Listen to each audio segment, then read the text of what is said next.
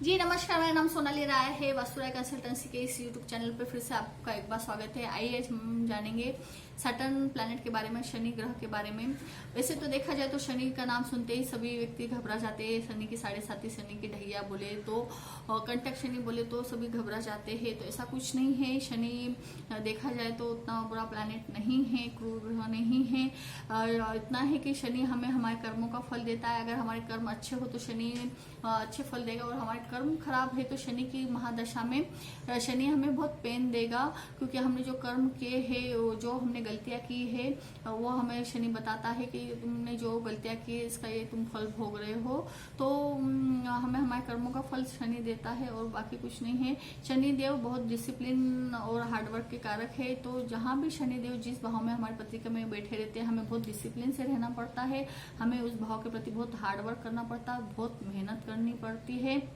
अगर हम third house में सैटर्न है तो हमें बहुत मेहनत करनी पड़ेगी, तभी हमें सक्सेस मिलेगी। सेकंड हाउस में अगर सैटर्न है तो हमें हमारे परिवार के लिए बहुत मेहनत करना पड़ेगी। हमारे जो परिवार के रिलेशन है उसके लिए बहुत मेहनत करना पड़ेगी। पैसे कमाने के लिए हमें बहुत मेहनत करनी पड़ती है। तो जहाँ भी सैटर्न बैठता है वहाँ हमें बहुत मेहनत करवाता है। लेकिन इसका मतलब ये नहीं है कि शनिदेव मेहनत करवाते तो उसका फल नहीं देते। उतना ही फल शनिदेव बहुत अच्छा देते, जितनी मेहनत कराते हैं उससे ज्यादा फल शनि देव देते हैं। लेकिन शनि देव का एक ये भी है कि शनि देव ब्लॉक भी कर देते हैं। यानी जहाँ शनि देव बैठते हैं, जिस भाव में बैठते हैं, वहाँ से इससे रिलेटेड चीजें ब्लॉक हो जाती है। अगर शनि खराब बैठा हो या शनि पे खराब प्लैनेट की दृष्टि हो तो वहाँ की चीजें ब्लॉक हो जाती है। यानी अगर 5th हाउस में सैटर्न बैठा हो तो व्यक्ति को एजुकेशन से रिलेटेड प्रॉब्लम आ सकती है या बच्चों से रिलेटेड प्रॉब्लम आ सकती है। 7th हाउस में अगर सैटर्न हो तो 7th हाउस से रिलेटेड इंसान को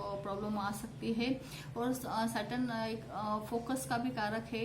अगर सैटर्न इंसान का खराब हो तो इंसान फोकस नहीं कर पाता किसी चीज पे, एकाग्रता से काम नहीं कर पाता। यानी हम बोलते हैं, बच्चे बोलते हैं कि हम पढ़ाई में फोकस नहीं कर पा रहे हैं, तो कहीं ना कहीं उनका सैटर्न खराब होता है, इसलिए बच्चे फोकस नहीं कर पाते। हम बहुत बार देखते हैं कि बहुत पढ़ने लिखने वाले होशियार बच्चे होते हैं, वही कंप्लेन करते हैं कि मम्मी मैं फोकस नहीं कर पा रहा हूँ, बहुत देर से पढ़ रहा हूँ लेकिन उस चीज पर फोकस नहीं कर पा रहा हूँ। तो कहीं ना कहीं उनका पत्रिका में सैटर्न खराब होगा, तभी बच्चे फोकस नहीं कर पाते हैं।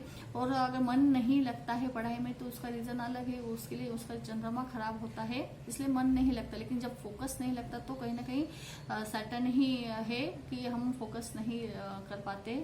शनिदेव बहुत पेन के कारक है। शनिदेव इतना पेन देते हैं, रुला देता है, इंसान रो लेता है।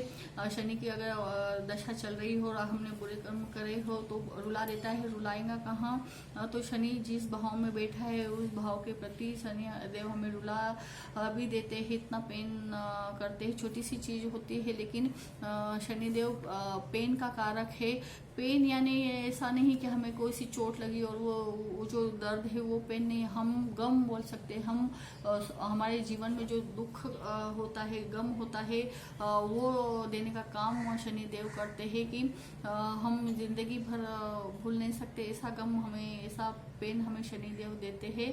तो शनि देव को अच्छा रखना हो तो कभी लोग हैं उनसे, उनको कभी भी आप उनसे झगड़े नहीं, उन्हें नीचा नहीं बोले, और उनको कभी भी डोनेट करें। यानी झाड़ने वाले हैं, साफ सफाई है, रिक्शा वाले हैं, मजदूर है, अंधे भिखारी है, ये शनिदेव के कारक माना जाता है। तो आप इन्हें हमेशा खुश रखें, इन्हें डोनेट करें, इन्हें दान करे तो शनिदेव खुश होते हैं। जहाँ हम रिक्शा वालों को झिकझिक करते हैं 5-10 रुपए के लिए, तो अगर आप उसे 5-10 रुपए देंगे तो वो जितना खुश होकर आपको दुआ देंगे उतना ही शनिदेव मजबूत होता है। तो सिर्फ 10 रुपए से अगर आपका शनिदेव मजबूत होता है तो मुझे नहीं लगता कि आप ये करना नहीं चाहोगे। तो आप जितने छोटे लोगों की मदद करोगे, गरीब की, मजदूर की, स्वीपर की, झाड़ने वालों की, भिखारियों की जितनी मदद करोगे उतने ही शनिदेव आप पे प्रसन्न हो गए। सबसे सिंपल आसान तरीका है शनिदेव को प्रसन्न करने का कि आप गरीबों की मदद करें। तो आज हमने जाना कि शनिदेव के बारे में। धन्यवाद।